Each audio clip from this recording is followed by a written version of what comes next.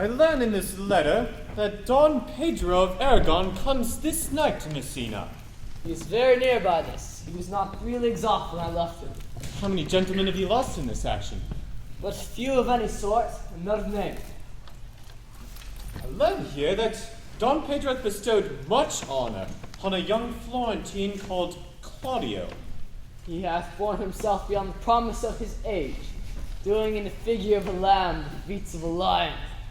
I pray you, is Signor Montanto returned from the wars or no? I know none of that name, lady. What is he that you ask for, niece? My cousin means Signor Benedict of Padua. Oh, he's returned, and as pleasant as ever he was. I pray you, how many hath he killed and eaten in these wars? But how many hath he killed? For indeed I promise to eat all of his killing. Faith, niece, you tax Signor Benedict way too much. But he'll be meet with you, I doubt it not. He hath done a good service, and a good soldier too, lady. And a good soldier to a lady. But what is he to a lord? A lord to a lord, and a man to a man, stuffed with all honorable virtues. It is so indeed. He is no less than a stuffed man. But for the stuffing, well, we are all mortal. You must not, sir, mistake my niece. There is a kind of merry war betwixt her and Signor Benedict. They never meet, but there's a skirmish of wit between them. Who is his companion now? He hath every month a new sworn brother. He is most in the company of the right noble Claudio. Oh, he will hang upon him like a disease. He is sooner caught than a pestilence, and a taker runs presently mad. God help the noble Claudio. If he have caught the Benedict, it will cost him £1,000 ere he be cured. I will hold friends with you, lady. Do, good friend. You will never run mad, niece. No, not till the hot January. Don Pedro is approached. Good Signor Leonato, are you come to meet your trouble? The fashion of the world is to avoid cost, and you encounter it. Never came trouble to my house in the likeness of your grace. For trouble being gone, comfort should remain. But when you depart from me, sorrow abides and happiness takes his leave. You embrace your charge too willingly. I think this is your daughter. Her mother hath many times told me so. Were you in doubt, sir, that you asked her? Signor Benedict, no. If Signor Leonato be her father, she would not have his head on her shoulders for all of Messina, as like him as she is. I wonder that you will still be talking, Signor Benedict. Nobody marks you. What, my dear Lady Disdain, are you yet living? It's impossible Disdain should die, while she hath such meat food to feed it as Signor Benedict. Courtesy itself must convert to disdain if you come in her presence. Well, then is courtesy a turncoat, for I assure you, I am loved by all ladies, only you excepted. But I wish I could find in my heart that I had not a hard heart, for truly I love none. A dear happiness to women. They would else have been troubled with a pernicious suitor. I thank God in my cold blood I'm of your humor for that. I would rather hear my dog bark at a crow than a man swear he loves me. God keep your ladyship in that mind, so some gentleman or other shall escape a predestinate scratched face. Scratching could not make it worse, Antwer, such a face as yours. Oh. Well, you're a rare parent teacher. Bird of my tongue is better than a beast of yours. I wish my horse had the speed of your tongue, but keep your way. In God's name I have done. You always end with a jade's trick. I know you of old. Signor Claudio, Signor Benedict, my dear friend Leonato hath invited you all. I tell him we shall stay here at the least a month, and he hardly prays some occasion may detain us longer. Let me bid you welcome, my lord. Being reconciled to the prince, your brother, I owe you all duty. I thank you. I'm not of many words, but I thank you. Please it, your grace. Lead on. Your hand, Leonato, we shall go together.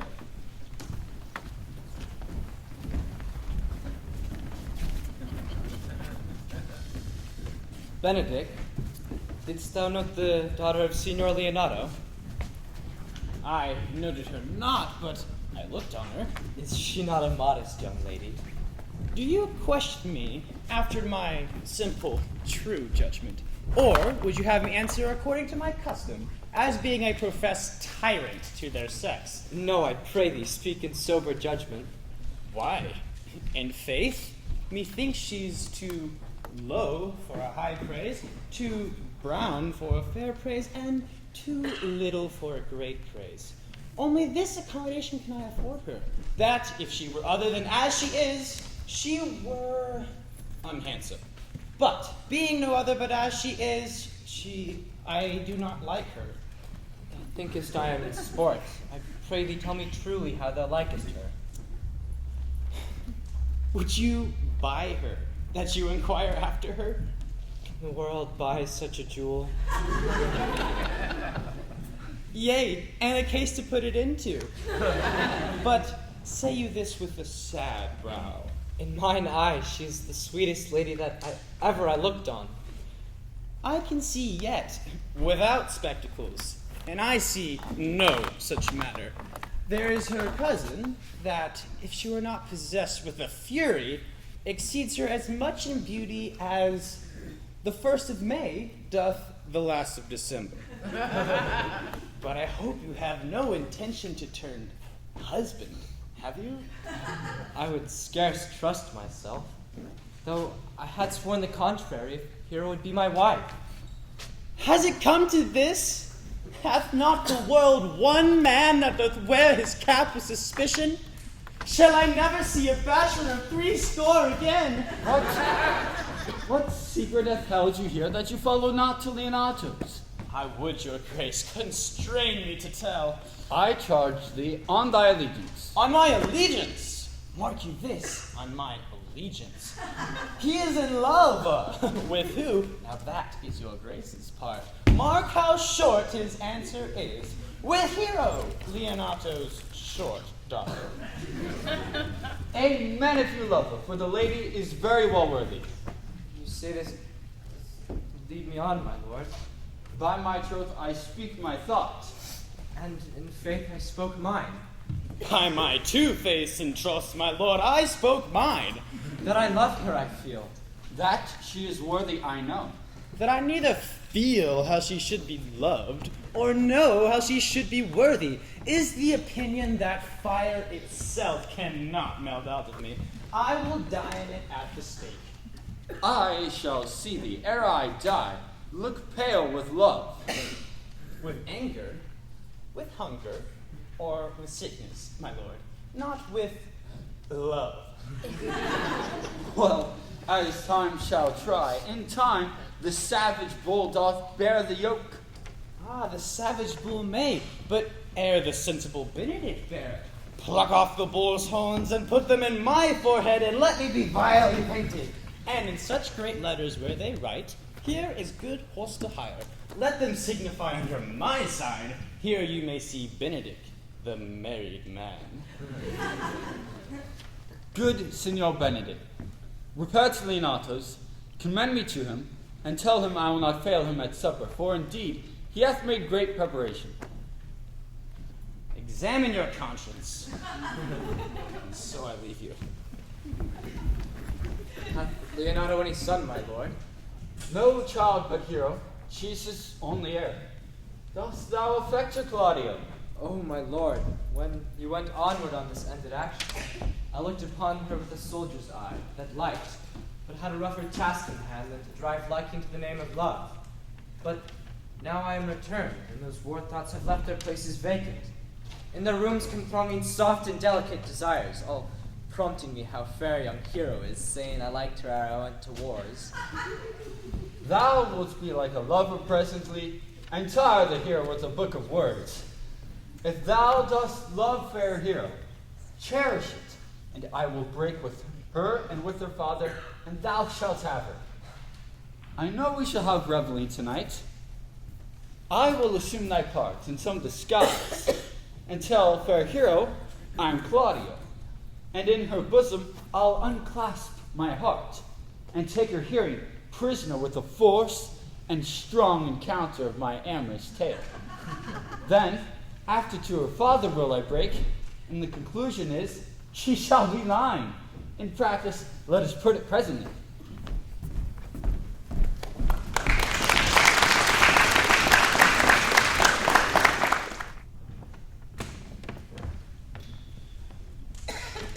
How now, brother? Where's my cousin, your son? Have you provided this music? He is very busy about it, but, brother, I can tell you strange news that you yet not dreamt of. Are they good? Prince and Count Claudio, walking in mine orchard, were thus overheard by a man of mine. The prince discovered to Claudio that he loved my niece, your daughter, and meant to acknowledge it tonight in a dance. I shall acquaint my daughter with all, that she may be better prepared for an answer.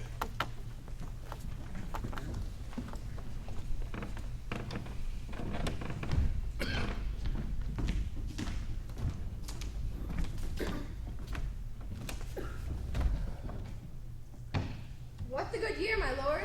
Why are you thus out of measure sad? There is no measure in the occasion that breeds. Therefore, the sadness is without limit. You should hear reason. And when I have heard it, what blessing brings it? I cannot hide what I am. I must be sad when I have cause and smile at no man's jest. Eat when I have stomach and tend on no man's business. Sleep when I am drowsy. Wake for no man's leisure.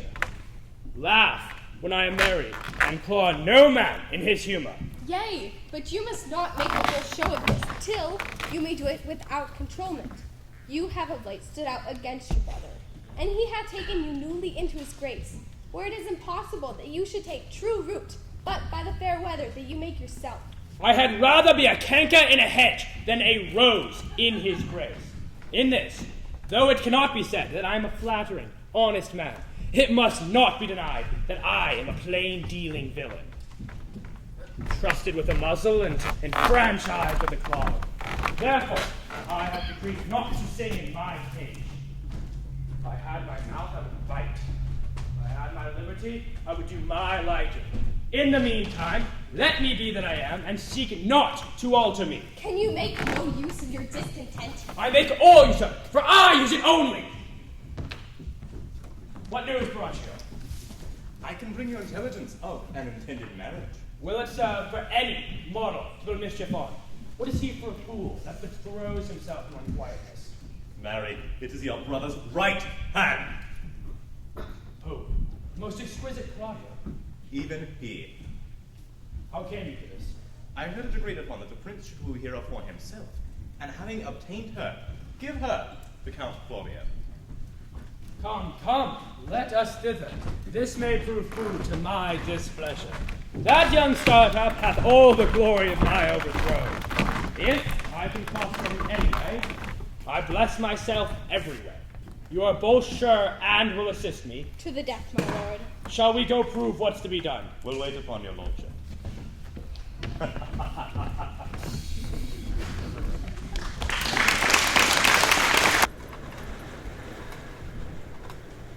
Was not Count John here at supper? I saw him not. How tartly that gentleman looks. I never can see him, but I am heartburned an hour after. He is of a very melancholy disposition. He were an excellent man that were made just in the midway between him and Benedict.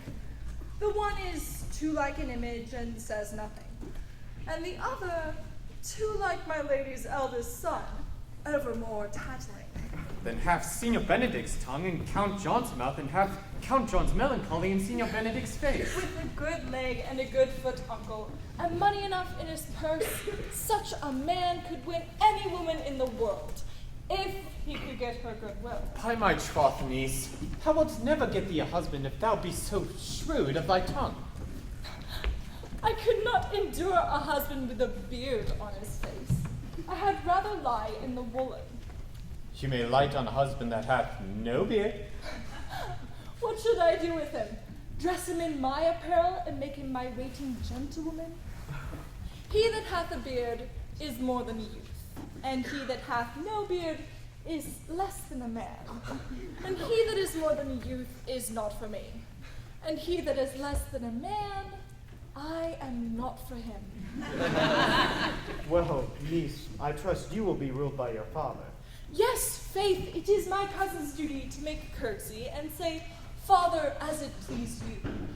And yet, for all that, cousin, let him be a handsome fellow, or else make another curtsy and say, Father, as it please me. Well, niece, I hope to see you one day fitted with a husband. Not till God make men of some other metal than earth. Now, doctor, remember what I told you.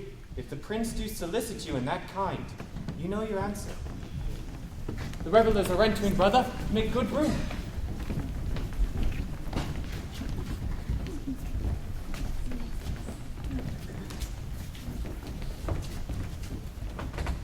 Lady, will you walk about with your friend?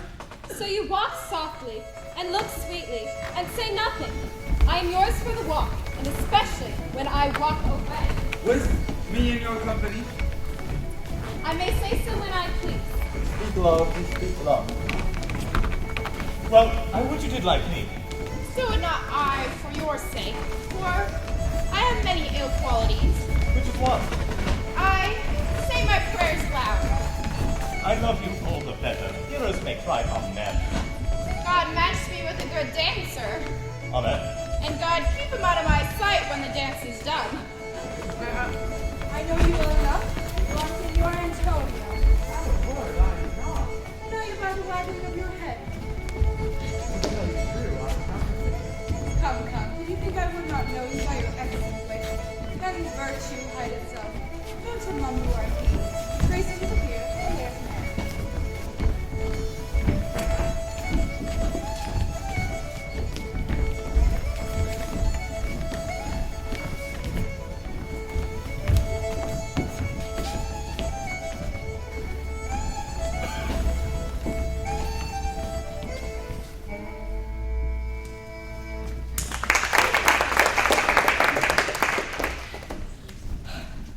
Will you not tell me who told you so?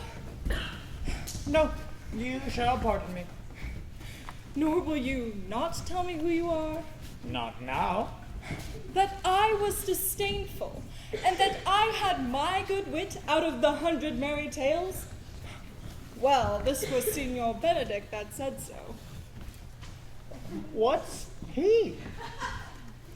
I am sure you know him well enough. Not I, believe me. Did he never make you laugh? I pray you, what is he? Why, he is the prince's jester, a very dull fool. Only his gift is in devising impossible slanders. None but libertines delight in him, for he both pleases men and angers them, and then they laugh at him and beat him. I'm sure he is in the fleet. When I meet the gentleman, I will let him know what you said. Do. That is Claudio. I know him by his bearing. Are you not Signor Benedict? You know me well, I am he. Signor, you are very near my brother in his love. He is enamored on Hero. I pray you dissuade him from her. She's no equal for his birth. How know you he loves her? I heard him swear his affection. So did I too, and he swore he would marry her tonight. Come, let us to the banquet. Thus answer I in the name of Benedict, but hear these ill news with the ears of Claudio. 'Tis certain so, the prince woos for himself. Friendship is constant in all other things, save in the office and affairs of love. Therefore, all hearts in love use their own tongues. Let every eye negotiate for itself. For beauty is a witch, against whose charms faith melteth into blood. Farewell, therefore, hero. Ah, Count Claudio, come, will you go with me? Whither? even to the next willow, about your own business county. The prince hath got your hero. I wish him joy of her.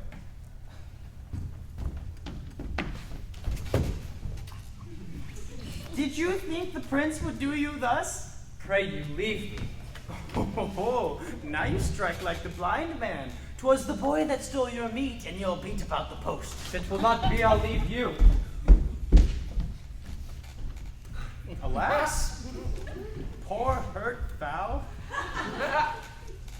But that my lady Beatrice should know me and not know me. The prince's fool? I am not so reputed.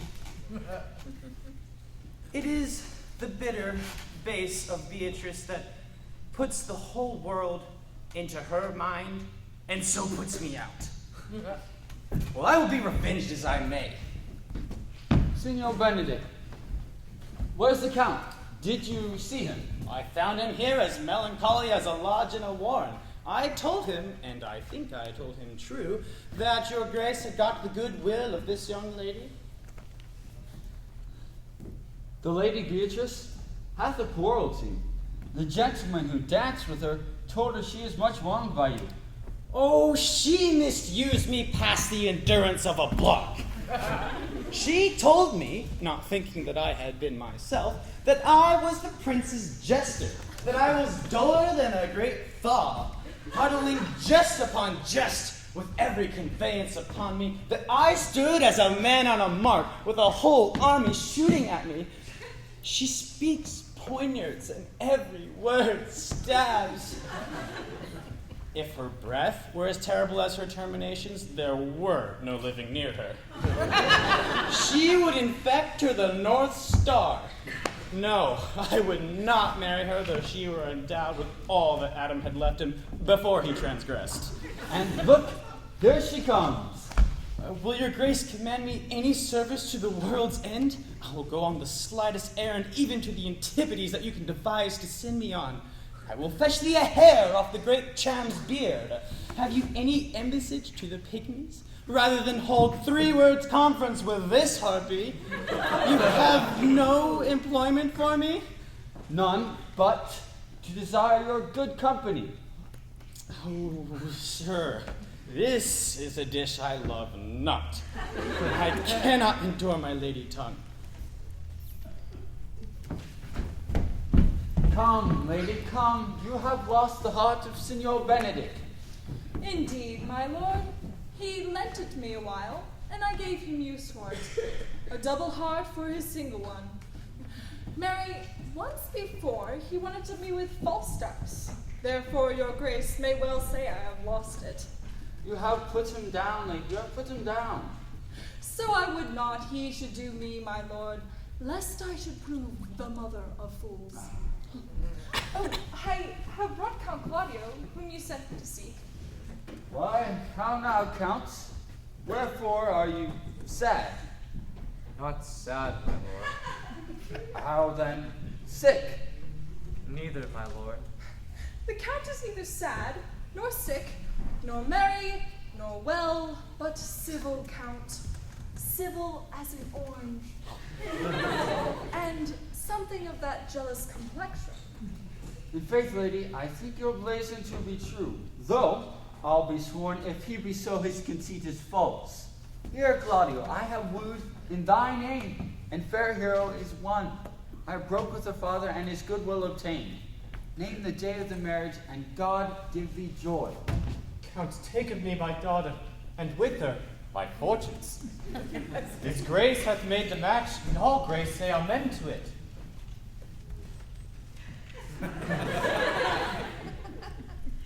Speak, Count. 'Tis your cue. Silence is the perfectest herald of joy. I were but little happy if I could say how much. Lady, as you are mine, I am yours. Speak, cousin. Or, if you cannot, stop his mouth with a kiss, and let not him speak neither. In faith, lady, you have a merry heart. Yea, I think it, poor fool. It keeps on the windy side of care. My cousin tells him in his ear that he is in her heart. So she doth, cousin. Good Lord for alliance. Thus goes everyone to the world but I. And I am sunburnt. I may sit in a corner and cry hey-ho for a husband. Lady Beatrice, I will get you one. I would rather have one of your father's getting. Hath your grace ne'er a brother like you? Your father got excellent husbands, if a may come by them. Will you have me, lady? No, my lord.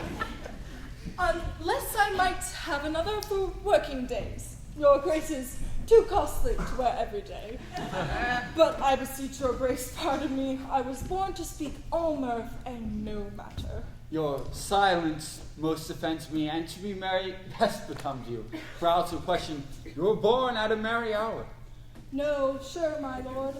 My mother cried, but then there was a star danced, and under that was I born. Cousins, God give you joy. By my troth, a pleasant-spirited lady. There's little of the melancholy element in her, my lord. She's never sad but when she sleeps, and not ever sad then. For I've often heard my daughter say that she hath often dreamt of unhappiness, and woken herself up with laughing. She cannot endure to hear tell of a husband. Oh, by no means. That she mocks all her wooers out of suit. She were an excellent wife for Benedict. If they were but a week married, they would talk themselves mad. Counsel Claudio, when mean you to go to church? Tomorrow, my lord. Not till Monday, my dear son, which is a hence just 7 night and a time too brief to have all things come to my mind. Come, I warrant thee, Claudio, the time shall not go dully by us. I will, in the interim, undertake one of Hercules' labors, which is to bring Signor Benedict and the Lady Beatrice into a mountain of affection, the one with the other. I would fain have a match, and I doubt not but to fashion it if you three will but minister such assistance as I shall give you direction. My lord, I am for you, though it cost me 10 nights' watchings. And I, my lord. And you too, gentle hero? I will do any modest office, my lord, to help my cousin to a good husband. And Benedict is not the unhopeless husband that I know of. Thus far can I praise him. He is of a noble strain, of approved valor, and confirmed honesty. I will teach you how to humor your cousin, that she shall fall in love with Benedict, and I, with your two helps, shall so work on Benedict that, despite of his quick wit and his queasy stomach, he shall fall in love with Beatrice. If we can do this, Cupid is no longer an archer, his glory shall be ours. For we are the only loved gods. Go in with me, and I will tell you my drift.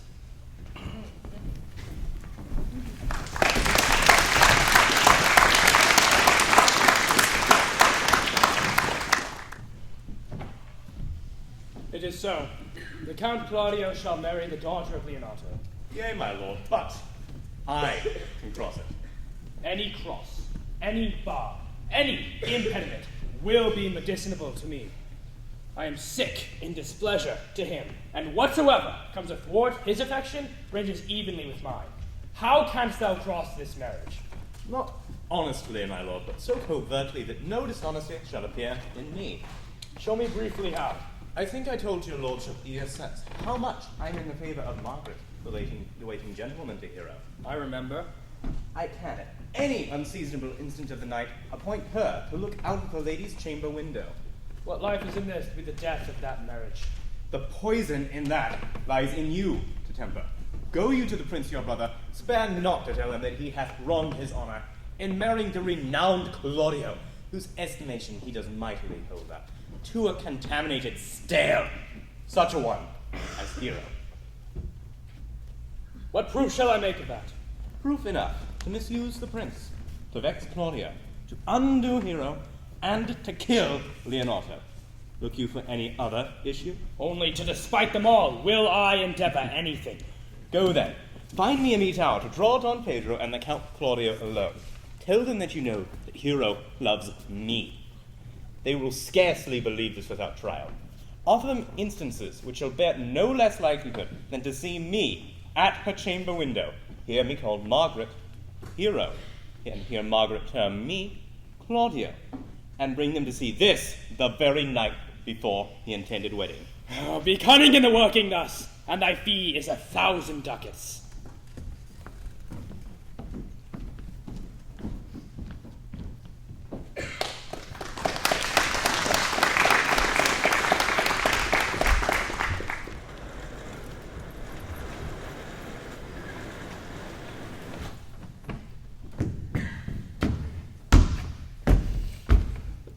I do much wonder how one man, seeing how much another man is a fool when he dedicates his behaviors to love, will, after he have laughed at such shallow follies, become the object of his own scorn by falling in love.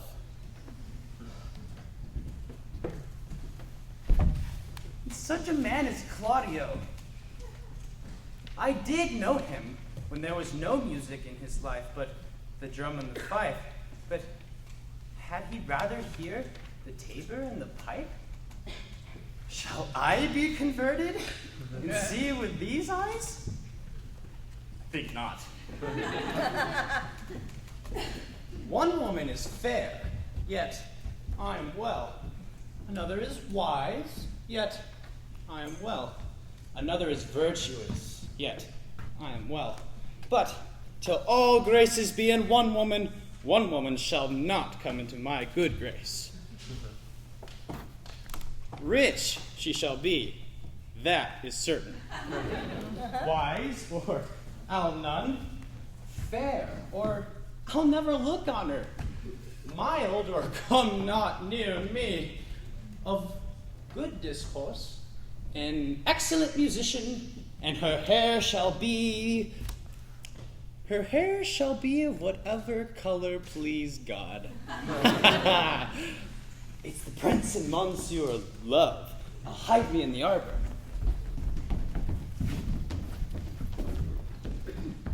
See you where Benedict hath hid himself. Oh, very well, my lord. Come, Balthasar, we'll hear that song again. Now divine air, his soul is ravished.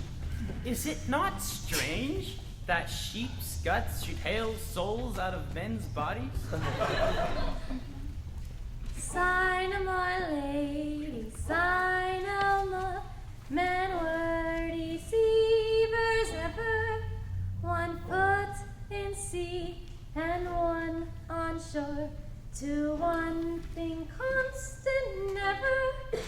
Then sigh not so, but let them go. And be your blithe and bonny, converting all your sounds of woe into hey nonny nonny. Sing no more, dear, sing no more of dawn so dull and heavy. The fraud of man was ever so, since summer first was leafy. Then sigh not so, but let them go, and be you blithe and bonny, converting all your sounds of woe into hey nonny nonny.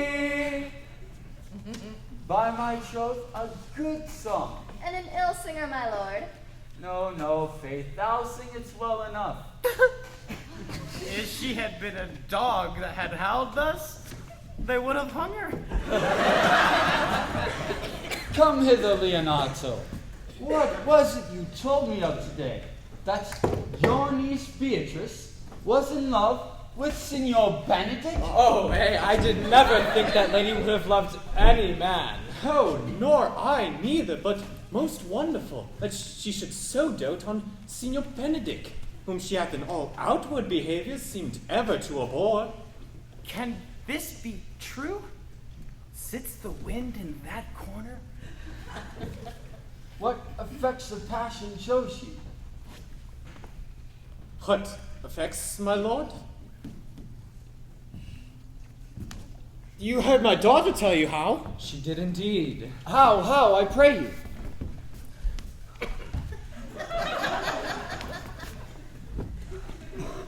You amaze me. I would have thought your spirits had been invincible against all assaults of affection. I would have sworn it had, my lord, especially against Benedick. I would think this a gull, but the white-bearded fellow speaks it. He hath taken infection. Hold it up. Hath she made her affection known to Benedick? Oh, no, and swears she never will. That'll be her torment, for she'll be up 20 times a night, and there will she sit in her smock until she have writ a sheet of paper. My daughter tells us all. And down upon her knees she falls, weeps, sobs, beats her heart, tears her hair, prays, curses. Oh, sweet Benedict, God, give me patience.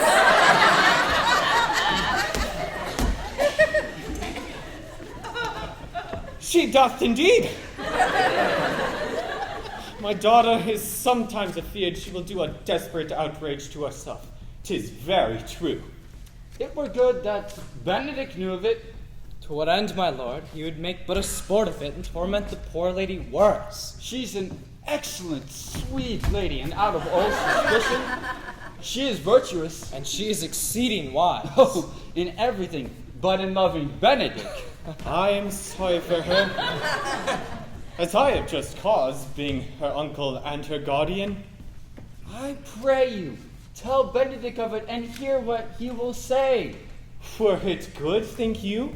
Hero says surely she will die, for she says she will die if he love her not, and she will die ere she make her love known, and she will die if he try and woo her. If she should make tender of her love, 'tis very possible he'll scorn it. For the man, as you know all, hath a contemptible spirit. He is a very proper man. He hath indeed a good outward happiness. Before God and in my mind, very wise. He doth indeed show some sparks that are like wit. And I take him to be valiant. I love Benedick well, and I wish he would modestly examine himself to see how much he is unworthy so good a lady. My lord, will you what? Dinner is pity. If he do not dote on her upon this, I will never trust my expectation. Let there be the same net spread for her, and that must your daughter and her gentlewoman carry out. Let us send her to call him in to dinner.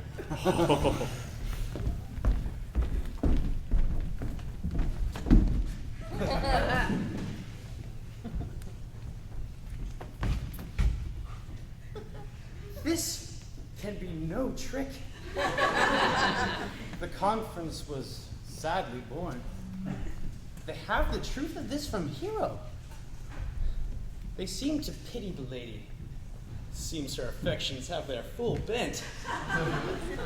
Love me?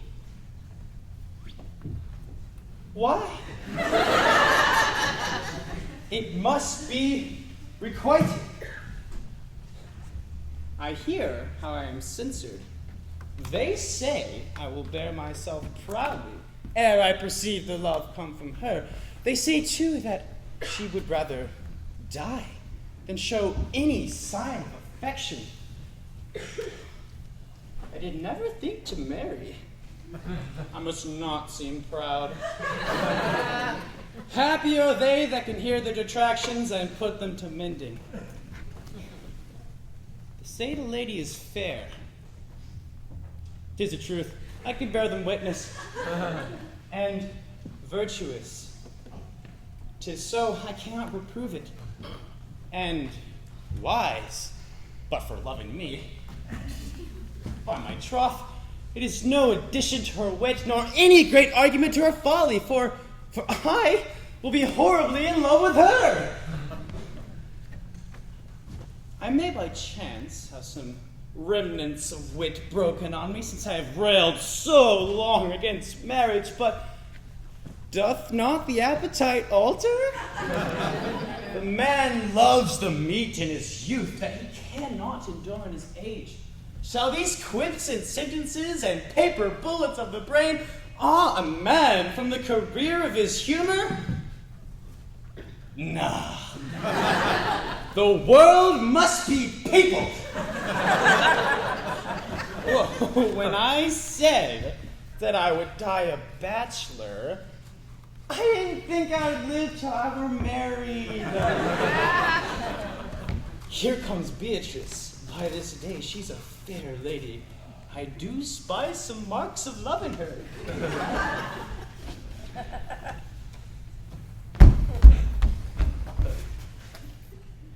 Against my will, I am sent to bid you come in to dinner. Sweet Beatrice, I thank you for your pains. I took no more pains for those thanks than you take pains to thank me. If it had been painful, I would not have come. You take pleasure, then, in the message? Yea, just so much as you may take upon a knife's point. You have no stomach, signor. Fare you well.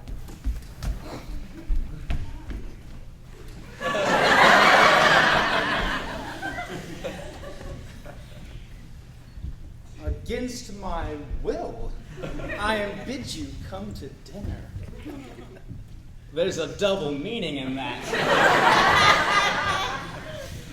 I took no more pains to thank you than you took pains to thank me. Well, that's as much as to say any pains I take for you are as easy as thanks. Oh, if I do not pity her, I am a villain.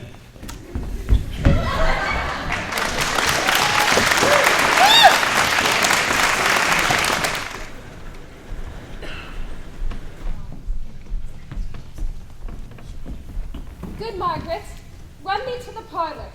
There shalt thou find my cousin Beatrice. Tell her I and Ursula walk in the orchard, and our whole discourse is all of her. Say thou overheardst us, and bid her steal into the pleached bower. This is thy office. Bear thee well in it, and leave us alone. I'll make her come, I warrant you, presently. Now, Ursula, let it be thy part to praise him more than man ever did merit. My talk to thee must be how Benedict is sick in love with Beatrice. Of this matter is little Cupid's crafty arrow made that wounds only by hearsay. Now begin, for look where Beatrice like a lapwing runs, close by the grounds to hear our conference. No, truly, Ursula, she is too disdainful. I know her spirits to be as coy and wild as haggards of the rock. But are you sure that Benedict loves Beatrice so entirely? So says the prince and my new-trodden lord. And did they bid you tell her of it, madam? They did entreat me to acquaint her of it, but I persuaded them. They loved Benedict, wish him wrestle with affection, and never let Beatrice know of it. Why did you so? Nature never framed a woman's heart of prouder stuff than that of Beatrice.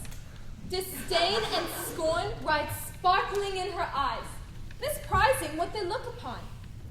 And her wit values itself so highly that to her all matters else seem weak. She cannot love. Sure, I think so. And certainly it were not good she knew his love, lest she'll make sport of it. Why, you speak true. If I should speak, She would mock me into air. Oh, she would laugh me out of myself, press me to death with wit. Therefore, let Benedict, like covered fire, consume away in sighs, waste inwardly. It were a better death than die with mocks, which is as bad as die with tickling. Yet tell her of it. Hear what she will say.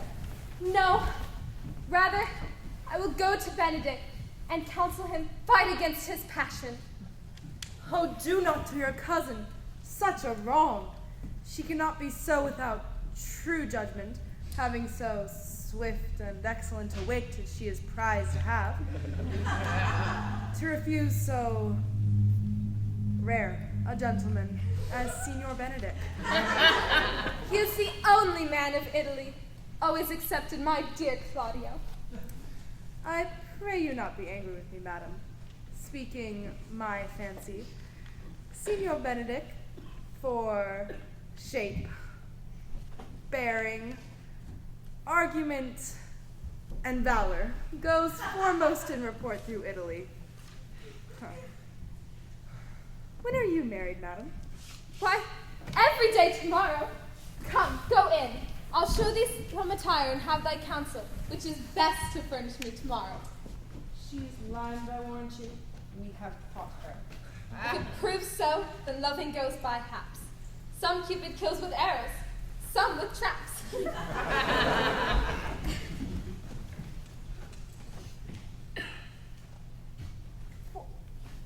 What fire is in my ears? Can this be true?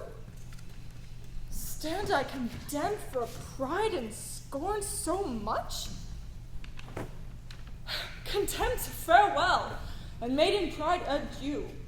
No glory lives behind the back of such. And Benedict, love on! I will requite thee! Taking my wild tongue to thy loving hand. If thou dost love, my kindness shall incite thee to bind our loves up in a holy band. For others say thou dost deserve, and I believe it, better than purportedly.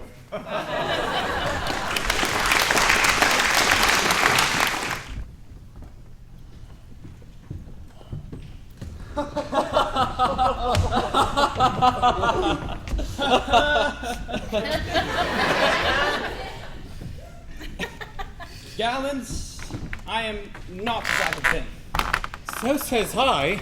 Methinks you are sadder. I hope he be in love. Hang him, truant. There's no true drop of blood in him to be truly touched with love. If he be sad, he wants money.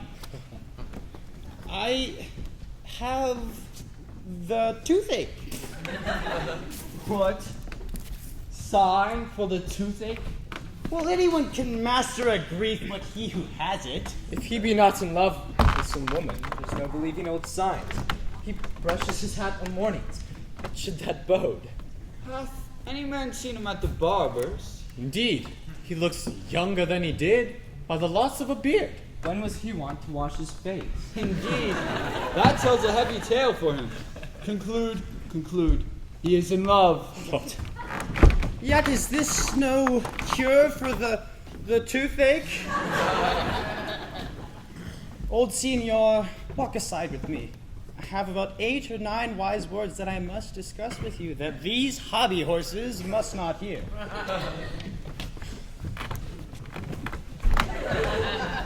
For my life, to break with him about Beatrice. My lord and brother, God's sake, Good evening, brother. if your leisure served, I would speak with you, In private. if it please you. Yet, Count Claudio may hear, for what I speak of concerns him. What's the matter? Means your lordship to be married tomorrow.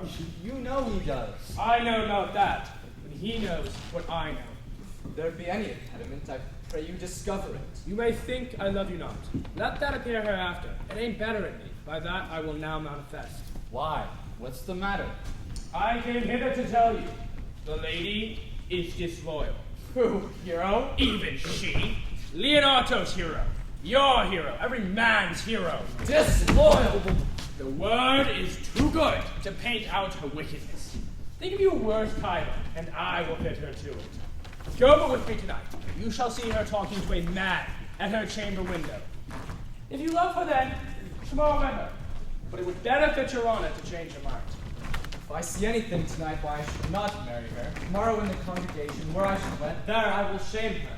And, as I root for thee to obtain her, so will I join with thee to disgrace her.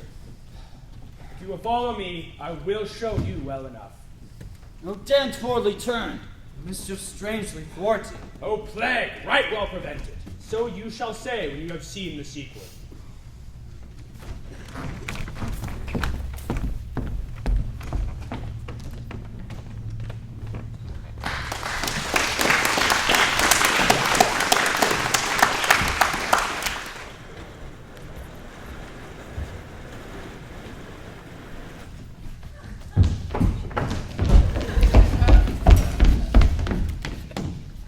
Are ye a good man, and true?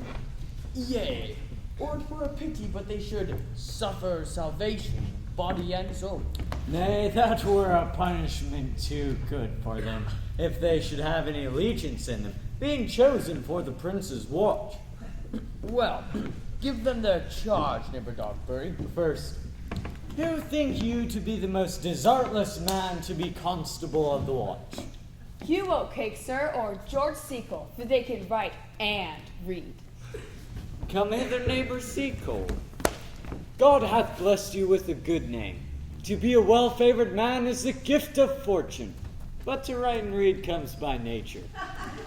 You are thought here to be the most senseless and fit man for constable of the watch, and therefore bear you the lantern.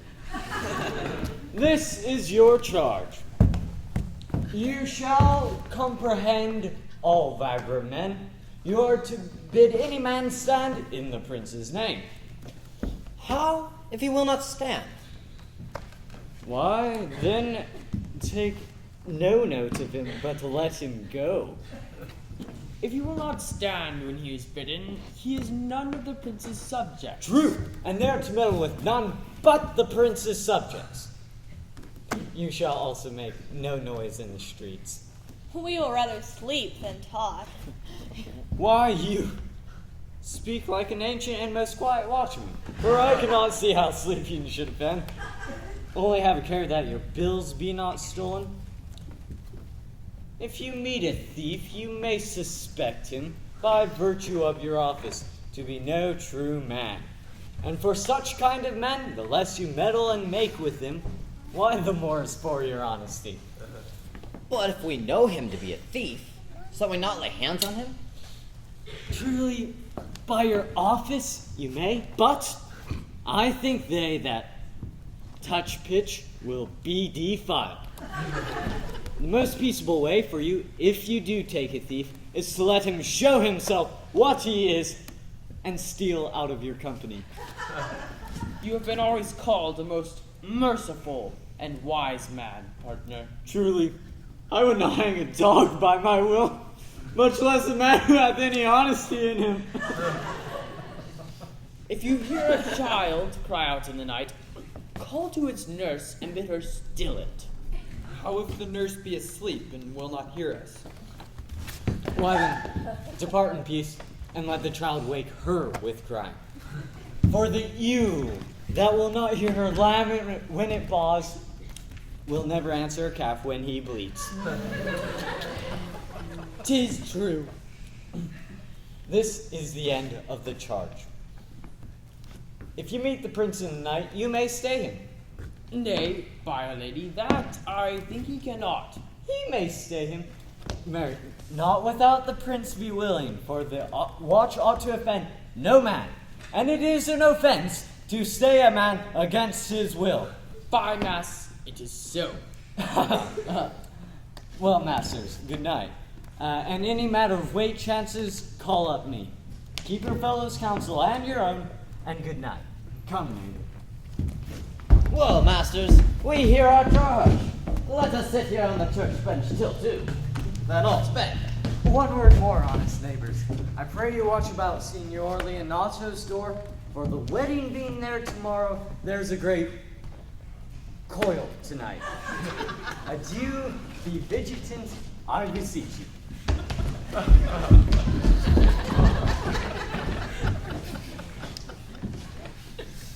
What, comrade? Peace, stir not. Comrade, I say! Here, man, I'm at thy elbow. Mass, and my elbow itched. I thought there would a scab follow. I will owe thee an answer for that. And now, forward with thy tale.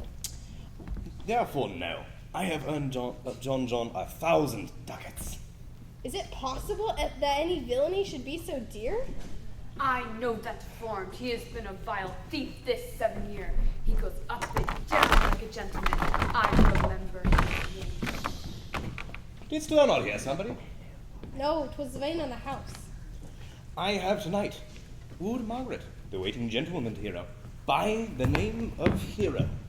She leans me out her lady's chamber window, bids me 1,000 times good night.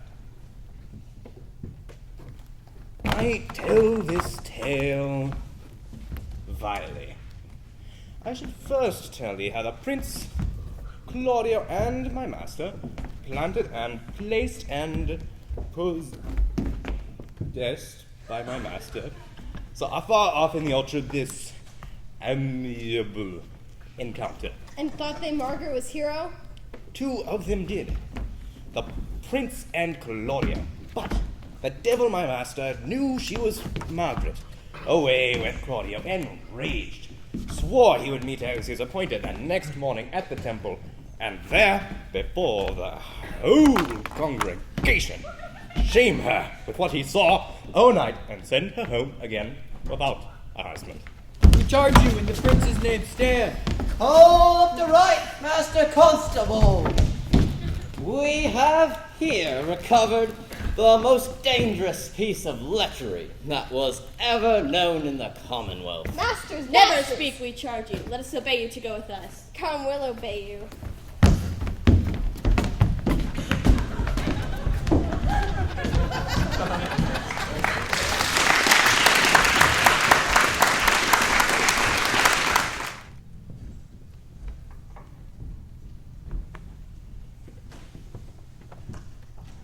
Good Ursula, wake my cousin Beatrice and desire her to rise. I will, lady. And bid her come hither. Well. Troth, I think your other rubato were better. No, pray thee, good Meg. I'll wear this. It's not so good. I warrant your cousin will say so. My cousin's a fool, and thou art another. I'll wear none but this. Well, I saw the Duchess of Milan's gown that they praise so. It's nothing but a nightgown in respect of yours. Yours is worth 10 on it. Good morrow, cuz. Good morrow, sweet hero. Why, how now? Speak you in the sick tune? I am out of all other tune, methinks. 'Tis almost 5 o'clock, cousin. 'Tis time you were ready. By my troth, I'm exceeding ill. Hey ho. For a hawk, a horse, or a husband? For the letter that begins them all. These gloves the Count sent me. They are an excellent perfume. I am stuffed, cousin. I cannot smell. By my troth, I'm sick.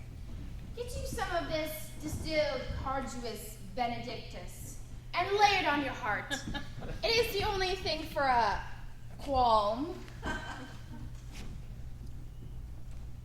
There, thou prickest her with a thistle.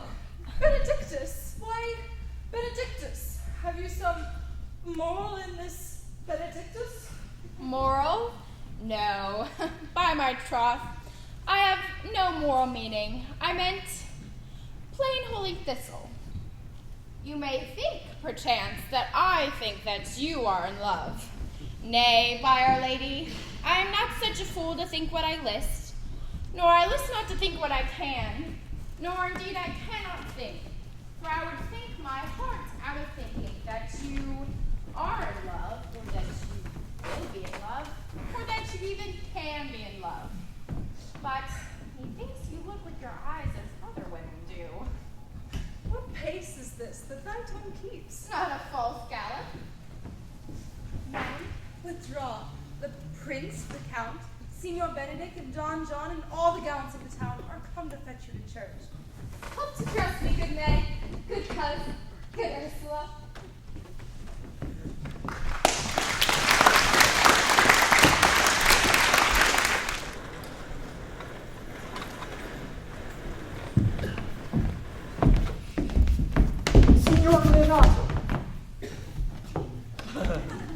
What would you with me, honest neighbor? Marry, sir, I would have some confidence with you that discerns you nearly. Oh, brief, I pray you, for you see, it is a busy time for me. Marry, sir, our watch last night, accepting your worship's presence, have taken a couple of errant knaves as any in Messina. A good old man, sir. He will be talking. As they say, when the age is in, the wit is out. Well said in faith, neighbor Burgess. Well, God's a good man, and two men ride a horse, one must ride behind. An honest soul and faith by my troth is, sir, as ever broke bread. But God is to be worshipped. All men are not alike, alas. Indeed, neighbor. He comes too short of you. Gifts that God gives. Neighbors, you are tedious. It pleases your worship to say so. But we are the poor Duke's officers. But truly, for mine own part, if I were as tedious as a king, I could find in my heart to bestow it all of your worship. All of thy tediousness on me, huh? I must leave you. One's word, sir. Our watch, sir, have indeed comprehended two auspicious persons, and we would have them this morning examined before your worship. Take their examination yourself and bring it to me. I'm in great haste now, as it may appear unto you. It shall be supplicants. Fare you well. We are now to examination these men. And we must do it wisely. We shall spare no wit, I warn you. Only get the learned writer to set down our excommunication and meet me at the jail. Come, neighbor.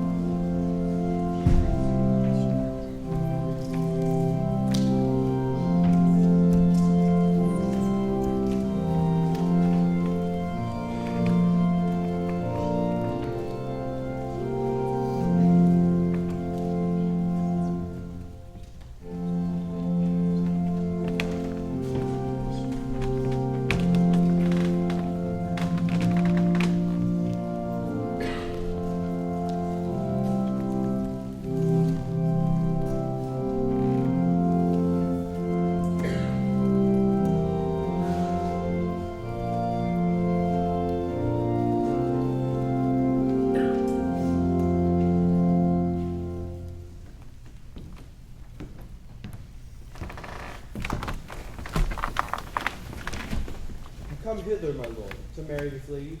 No. To be married to her. Friar, you come to marry her.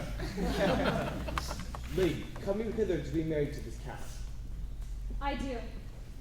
If either of you know any inward impediment as to why you should not be conjoined, I charge you on your souls to utter it. Know you any hero? None, my lord. Know you any count? I dare make his answer, none. Oh, what men dare do, what men may do, what men daily do, not knowing what they do. How now? Interjections. Why then, some be of laughing. Standing by, friar. Father, by your leave, will you with free and unconstrained soul give me this maid, your daughter? Freely, son, as God did given me. And what have I to give you back, whose worth may counterpoise this rich and precious gift? Nothing, unless you render again. Sweet prince, you learn me noble thankfulness.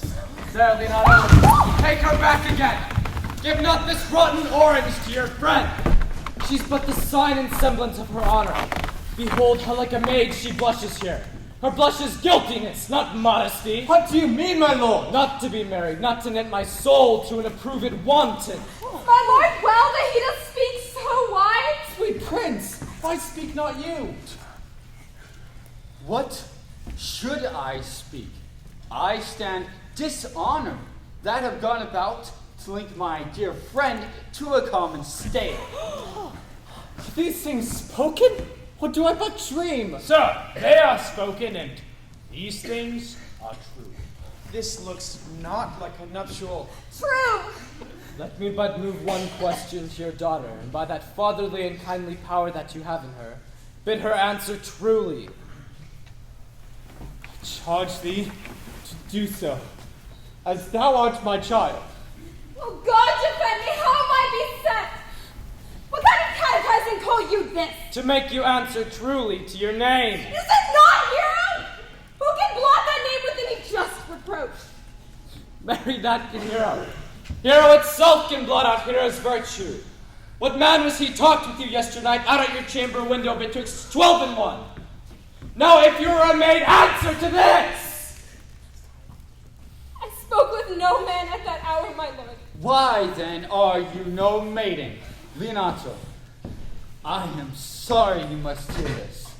Upon mine honor, myself, my brother, and this grieved count did see her, hear her at that hour last night, talk with the ruffian outside her chamber window, who hath indeed most like a liberal villain confessed the vile encounters they have had 1,000 times in secret. Fie, they are not to be named, my lord, not to be spoke of. O Hero, what a hero hadst thou been if half thy outward graces had been placed about thy thoughts and counsels of thy heart. But fare thee well, most foul, most fair. Hath no man's dagger here a point for me? Oh no, Hero! Wherefore seek you down? Come, let us depart. These things come thus to light. Smother her spirit up. How doth the lady? Dead, I think. Help! Uncle! Hero, I Hero! Uncle! Signor Benedict Friar! Oh, fate! Take not away thy heavy hand! Death is the fairest cover for her shame that may be wished for! Oh no, cousin Hero. Have comfort, lady. Dost thou look up? Yea, wherefore should she not? Wherefore? Why doth not every earthly thing cry shame upon her? Do not live, Hero! Do not open thine eyes! Oh, she is fallen into a pit of ink, and the wide sea hath drops too few to wash it clean again, and so too little, that which season may give to her foul, tainted flesh! Sir, be patient. For my part, I am so attired in wonder, I know not what to say. Oh, on my soul, my cousin is belied. Lady, were you her bedfellow last night? No, truly not. Although until last night I have this 12-month been her bedfellow. Confirmed! Would the two creatures lie and Claudia lie, who loving her so that speaking of her foulness, washed it with tears? Hence from her, let her die! Hear me a little, for I have only silent been so long, and given way unto this course of fortune by noting of the lady. I have marked 1,000 blushing apparitions to start into her face, and in her eye there hath appeared a fire, to burn the airs these princes hold against her maiden truth. Call me a fool, trust not my reverence, calling, nor divinity, if this sweet maid lie not guiltless here under some biting error. Lady, what man is he you are accused of? They know that to accuse me, I know not. My father prove you that any man with me conversed at hours with me. There is some strange misprison in the princes. Their wisdoms be misled in this. and the practice lies with John the Bastard, whose spirits toil in frame of villainies. If they wrong her, the proudest of them shall well hear of it. Pause a while, and let my counsel sway you in this case. Your daughter here, the prince, left for dead. Let her a while be secretly kept in, and publish it that she is dead indeed. Maintain a mourning ostentation, and do all rites that appertain unto a burial. What shall become of this? What will this do? She dying, as it must be so maintained, upon the instant that she was accused, shall be lamented, pitied, and excused of every hearer. So will it fare with Claudio. When he shall hear that she died upon his words, the idea of her life shall sweetly creep into his study of imagination, and every lovely organ of her life shall come apparelled in more precious habit than when she lived indeed. Then shall he mourn, if ever love had interest in his liver. And, if it sort not well, you may conceal her, as best befits her wounded reputation, in some reclusive and religious life, out of all eyes, tongues, minds, and injuries. Sir, let the friar advise you in this. And though you know my inwardness in love is very much towards the prince and Claudio, I must deal with this as secretly and as justly as your soul must with your body. Being that, I flew in grief. The smallest twine may lead me. 'Tis well contented. Presently away, for to strange sores, strangely they strain the cure. Come, lady, die to live. This wedding day is perhaps but prolonged. Have patience and endure.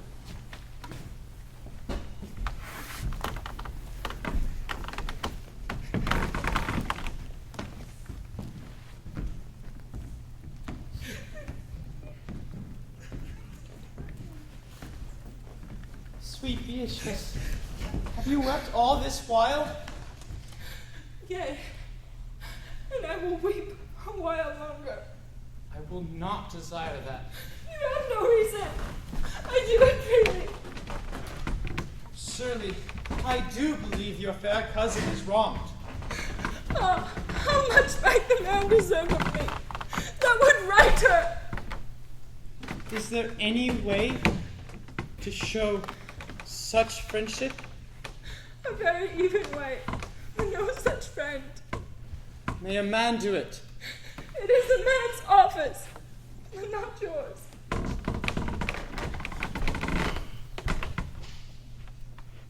I do love nothing in this world so well as you. Is not that strange? As strange as the thing I know not. It were possible for me to say that I loved nothing so well as you, but believe me not. And yet, I lie not. I confess nothing, nor I deny nothing. I am sorry for my cousin. By my sword, Beatrice, thou lovest me. Do not swear and eat it. I will swear by it that thou lovest me, and I will make him eat it that says I love not you. Why, then, God forgive me. For what offense, sweet Beatrice? You have stayed me in a happy hour. I was about to protest that I loved you. Do it with all of thy heart. I love you with so much of my heart that none is left to protest. Come, bid me do anything for thee. Kill Claudio. Not for the wide world. You kill me to the night. Farewell. Tarry, sweet Beatrice. I am gone. No, I am here. There is no love in you. Beatrice. May I pray you let me go. We'll be friends Think. first. Oh, go. We'll be friends first. You dare easier be friends with me than fight with mine enemy! Is Claudio thine enemy? Is he not approved in the height of villain that has slandered, scorned, dishonored my kinswoman? Oh, that I were mad! What? Bear her in hand until they come to take hands, and then with public accusation, uncovered slander, unmitigated rancor! Oh, that I were a man! I would eat his heart in marketplace. Hear me, Beatrice. Proper the man at a window, proper saying. Sweet hero, she is wrong, she is slandered, she is unarmed. Beatrice. He is as valiant as Hercules, only tells a lie and swears it. Yea, but Beatrice. I cannot be a man with wishing. Therefore I will die a woman with grieving. By this hand I love thee. Use it for my love, some other way than swearing by it. Dost thou think in your soul that Count Claudio hath wronged Hero? Yea, as sure as I have a thought or a soul. Enough. I am engaged. I will challenge Claudio. I will kiss your hand, and so I leave you. By this hand, Claudio shall render me a dear account. And as you hear of me, think of me. Now go and comfort your cousin. I must say she is dead. And so, I bid you farewell.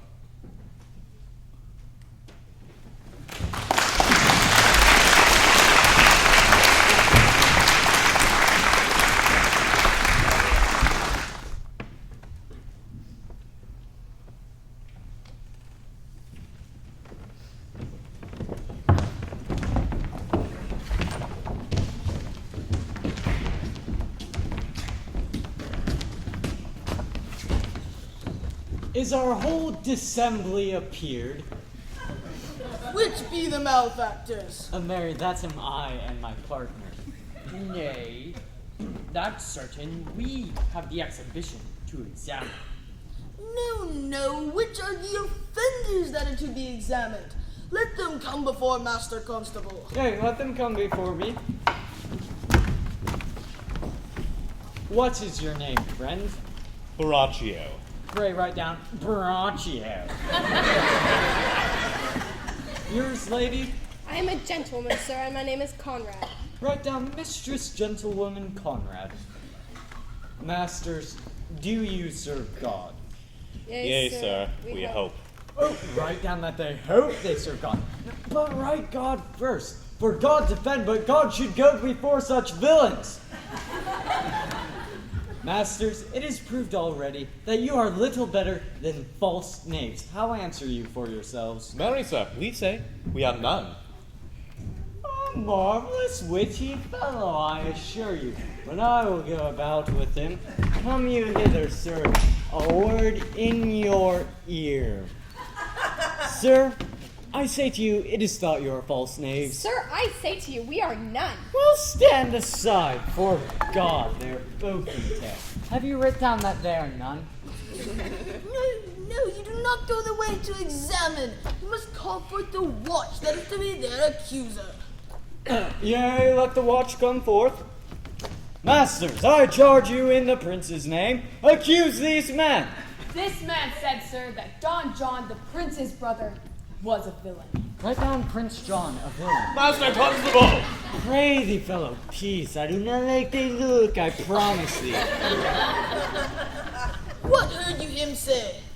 Marry, that he had received 1,000 ducats of Don John for wrongfully accusing Lady Hero. Flat burglary as ever was committed. By mass, that it is. What else? And that Count Claudio did mean, upon his words, to disgrace Hero before the whole assembly, and not marry her. O villain, thou wilt be condemned. into everlasting redemption for this. What else, fellow? This is all. And this is more, master, than you can deny. Prince John is this morning secretly stolen away. Here was in this very manner accused, and in this very manner refused. Upon the grief of it, suddenly died. Oh, let these men be bound and brought before Leonato. I shall go before and show him their examination. Come, let them be opinioned. Let them be in the hands. Coxcomb! That's my life. Where's the sexton? Let him write down the prince's officer, Coxcomb. Come, bind them. Now, naughty varlet. Away, you are an ass! You are an ass! Dost thou not suspect my place? Dost thou not suspect my years? Oh, that you were here to write me down an ass. But masters, remember that I am an ass, though it be not written down. Yet forget not that I am an ass. No, villain, thou art full of piety. I am a wise fellow. And which is more, an officer. And which is more, a householder. And which is more, as pretty a piece of flesh as is any in Messina. Come, bring them away.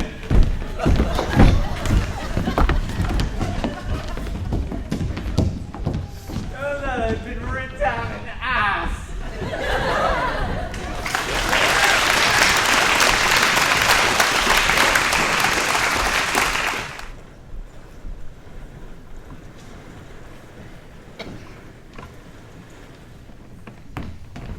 If you go on thus, you will kill yourself, and 'tis not wisdom thus to second grief against yourself. I pray thee, cease thy counsel, which falls into mine ears as profitless as water in a sea. Bring me a father that so loved his child, whose joy of her is overwhelmed like mine, and bid him speak of patience. But there is no such man. For brother, men can counsel and speak to that grief which they themselves not feel, but tasting it, their counsel turns to passion. Therefore give me no counsel. Therein do men from children nothing different. I pray thee, peace. I will be flesh and blood, for there was never yet philosopher who could endure the toothache patiently. Yet, then not all the harm upon yourself. Make those that do offend you suffer too. Thou speakst reason. Nay, I will do so. My soul doth tell me that hero is belied. And that shall Claudio know, and so shall the prince, and all of them that thus dishonor her. Here come the prince and Claudio hastily. Good evening, good evening. Hear you, my lords. We have some haste, Leonato. Some haste, my lord. Well, fare you well then. Are you so hasty now? Well, all is one. Nay, do not quarrel with us, good old man. If he could right himself with quarreling, some of us would lie low. Who wrongs him? Mary, thou dost wrong me. Thou dissembler, thou! Nay, never lay thy hand upon thy sword, I fear thee not. Mary, beshrew my hand, if it should give your age such cause of fear. In faith, my hand meant nothing to my sword. Tush, tush! Never fleer and jest at me, boy. I speak not like a dotard nor a fool.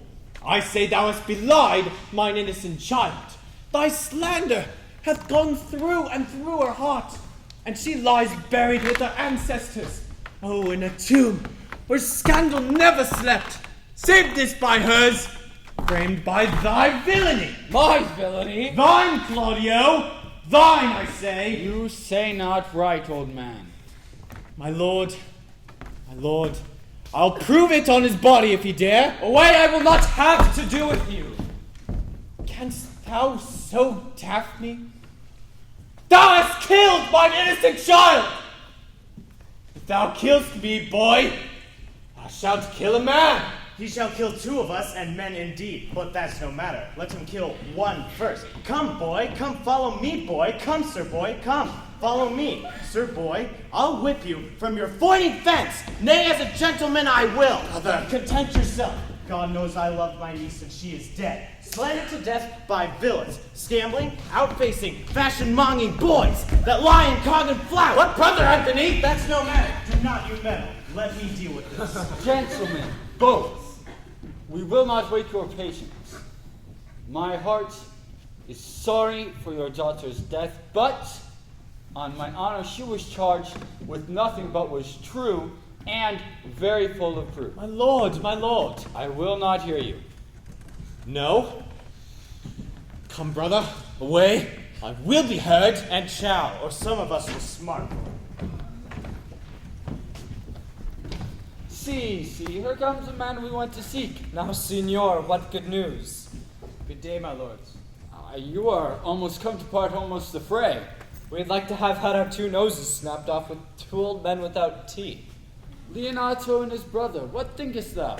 In a false quarrel, there is no true valor. I come to seek you both. And we have been up and down to seek thee, for we're high-proof melancholy and would fain have it beaten away.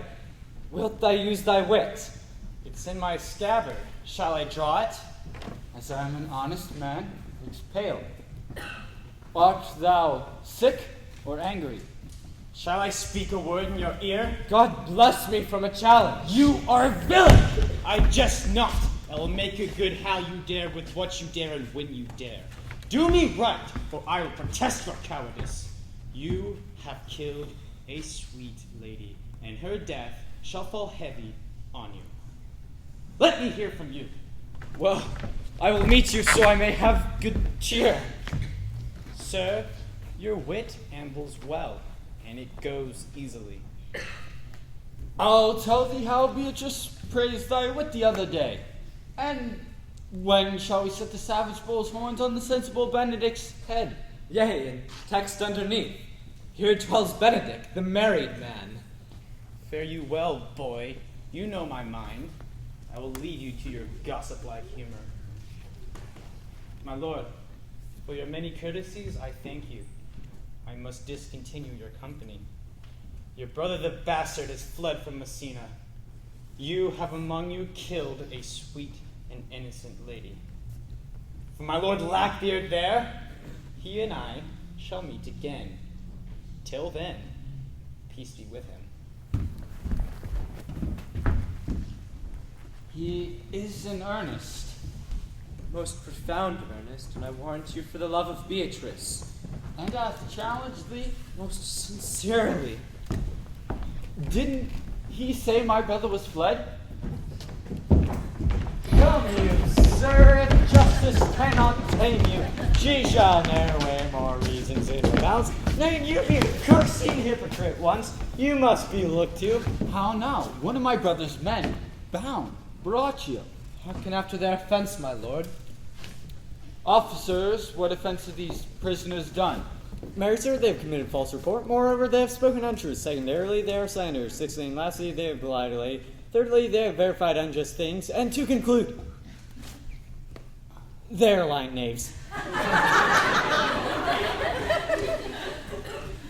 First, ask thee what they have done. Thirdly, I ask thee what's their offense. Sixthly and lastly, why they are committed. And to conclude, what you lay to their charge. Rightly reasoned and in their own division, and by my troth, there's one meaning well suited.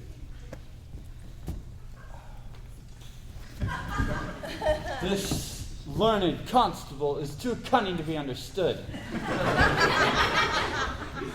What's your offense? I have deceived even your very eyes. What your wisdoms could not discover, these shallow fools have brought to light. Who in the night overheard me confessing to this woman how Don John, your brother, incensed me to slander the lady hero.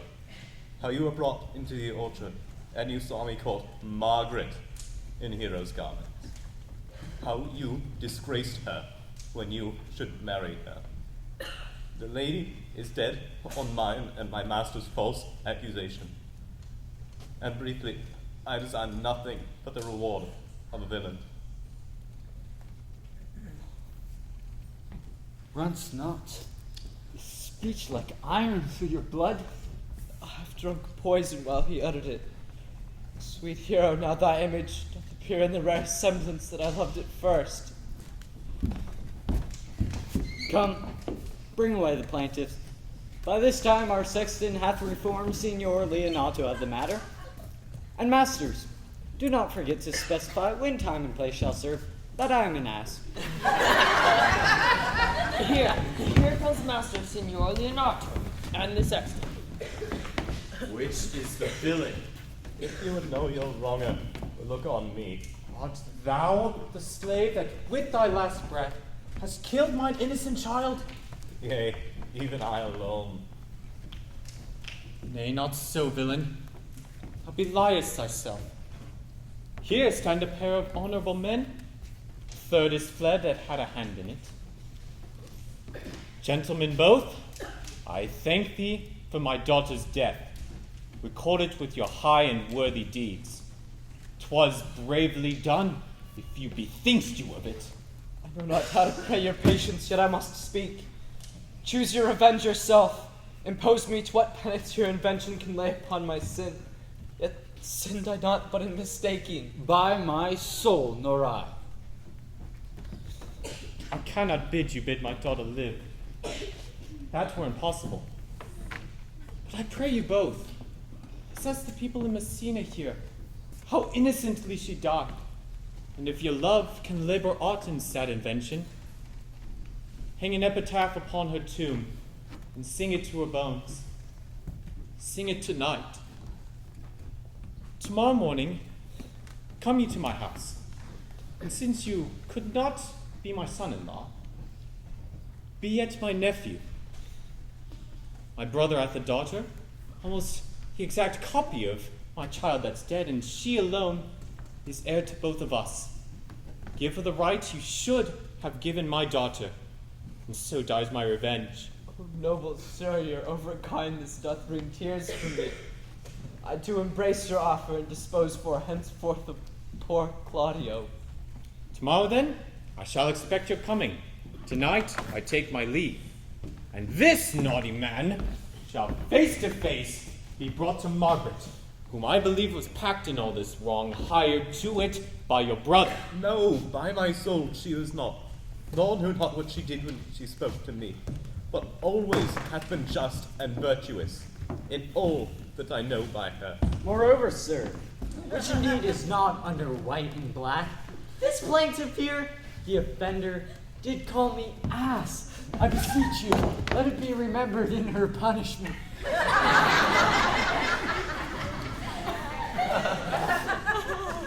I thank thee for thy honest care and pains. Your worship speaks like a most thankful and reverent youth. I praise God for you. Good neighbor, there's for thy pains.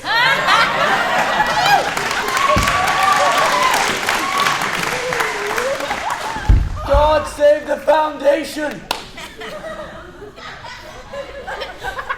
Go, I discharge thee of thy prisoner, and I thank thee. I leave in her name with your worship, which I beseech your worship to correct yourself for the example of others. God keep your worship. I wish your worship well.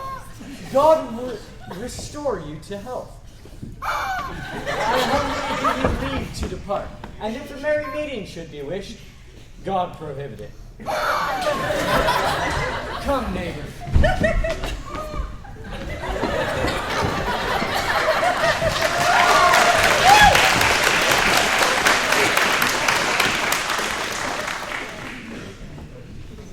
Until tomorrow morning, my lords.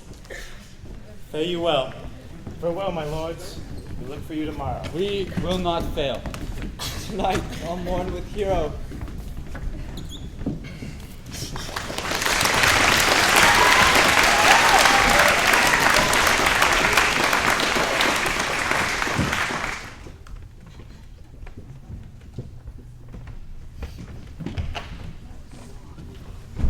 sweet Mistress Margaret. Deserve well at my hand by helping me to the speech of Beatrice? Will you write me a sonnet in praise of my beauty? In so high a style, Margaret, that no man living shall come over it. For, in most comely truth, thou deservest it. Well, I'll go Beatrice too. The god of love that sits above and knows me and knows me. How pitiful I deserve. Mary, I cannot show it in rhyme. I have tried. I can find no rhyme for lady but baby. An innocent rhyme for scorn. There's horn. A hard rhyme for school. Fool. A babbling rhyme. Very ominous endings. No, I was not born under a rhyming planet, nor can I woo in festival terms. Sweet Beatrice, wilt thou come when I call thee? Yea, signor, and depart when you bid me. Stay but till then. Then is spoken. Fare you well. And yet, ere I go, let me go with that I came, which is with knowing what hath passed between you and Claudio. Oh, only foul words, and whereupon I will kiss thee. Foul words is but foul wind, and foul wind is but foul breath, and foul breath is noisome. Therefore I will depart unkissed.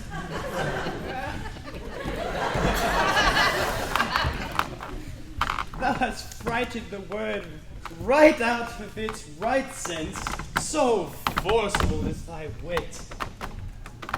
But I must tell thee plainly.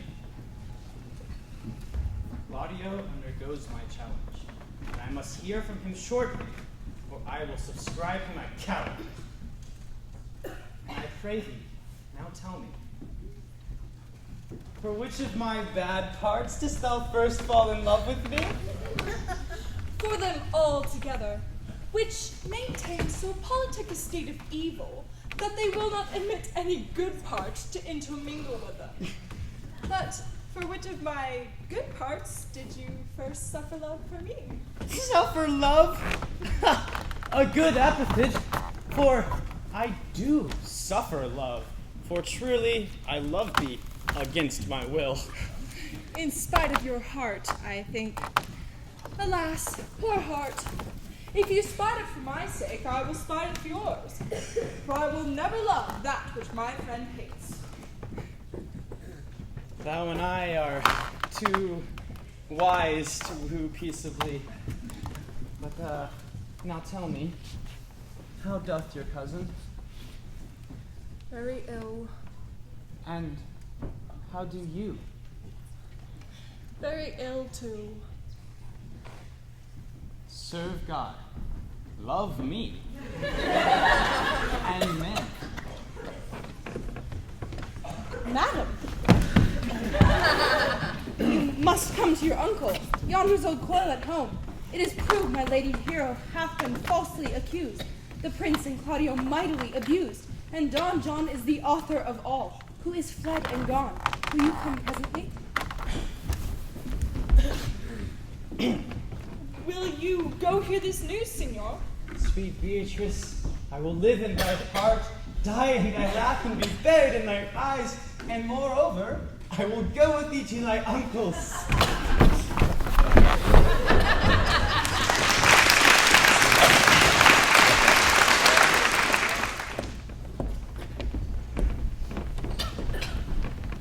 Is this the monument of Leonardo? It is, my lord. Done to death by slanderous tongues was the hero that here lies. Death in guerdon of her wrongs gives her fame which never dies. So the life that died with shame lives in death with glorious fame. Hang there thou upon the tomb, praising her when I am dumb. Now music sound, and sing your solemn hymn.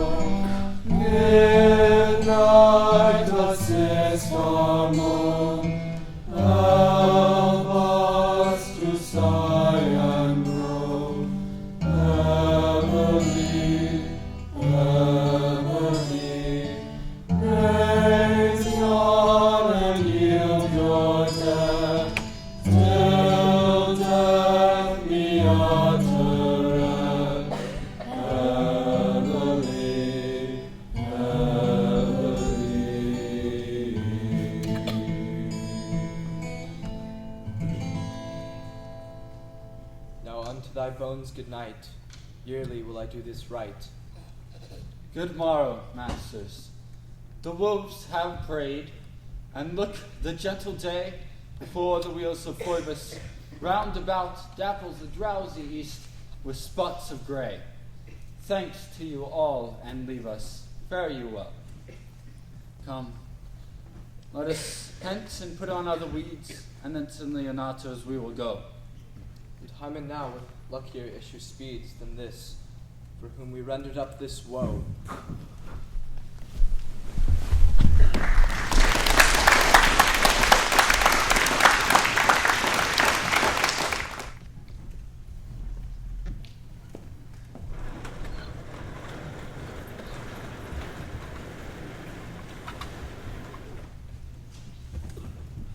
Did I not tell you she was innocent? So are the prince and Claudio, who accused her on the error you heard debated. But Margaret was also in some fault for this, although against her will. Well, I am glad that all things sort so well. As am I, being else by faith and forced to call young Claudio for it. Daughter, and you gentlewomen all, withdraw into a chamber by yourselves, and when I send for you, come hither masked. The prince and Claudio promised by this hour to visit with me. Now, brother, you know your office. You shall be father to your brother's daughter, and you shall give her to young Claudio. Which I will do with confirmed countenance. Friar, I must entreat your pains, I think. To do what, Signor? To bind me. Or undo me. One of the two. Good Signor, truth it is, good Signor, that your niece regards me with an eye of favor. That eye my daughter lent her, 'tis most true. And I do with an eye of love requite her. The sight whereof I think you had from me, and Claudio, and the prince. But what's your will? Your answer, sir, is enigmatical. But as for my will is your good will. May be with ours this day conjoined in the state of honorable marriage, in which, good friar, I shall desire your help. My heart is with your liking. And you have my help. Here come the Prince and Claudio. Good morrow to this fair assembly. Good morrow, Prince. Good morrow, Claudio. We here attend you. Are you yet determined today to marry with my brother's daughter? Call her forth, brother. Here's the fire ready.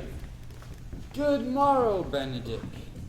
Why, what's the matter that you have such a February face, so full of frost, of storm and cloudiness? I think he thinks upon the savage bull. Tush, fear not, man. Which is the lady I must seize upon? The same as she, sir, and I do give you her. Why then, she's mine. Sweet, let me see your face. No, that you shall not, until you take your hands before this friar, and swear to marry her. Give me your hand for this holy friar. I am your husband, if you like with me. When you loved, you were my other husband. When I lived, I was your other wife.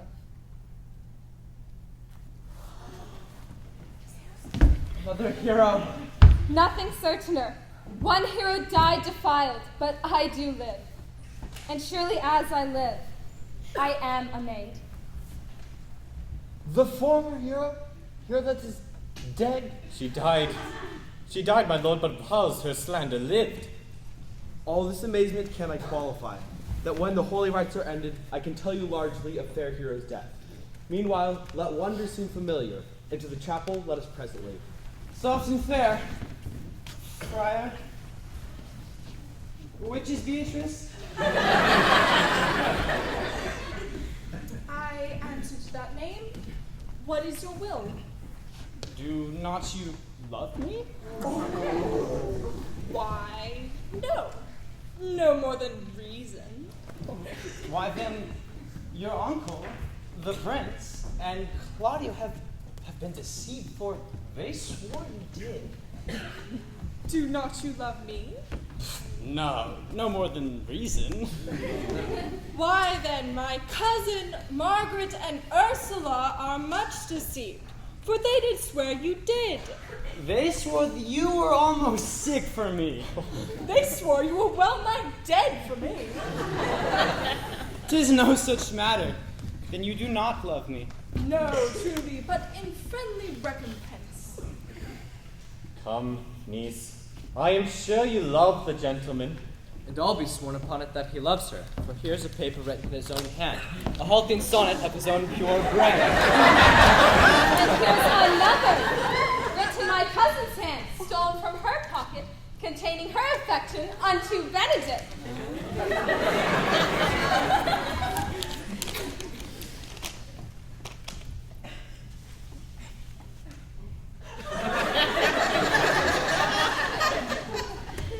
A miracle. Our own hands against our hearts. Come, I will have thee, but by this light I take thee for pity. I would not deny you, but by this good day I yield upon great persuasion, and partly to save your life, for I was told you were in a consumption. Peace, woman. I will stop your mouth.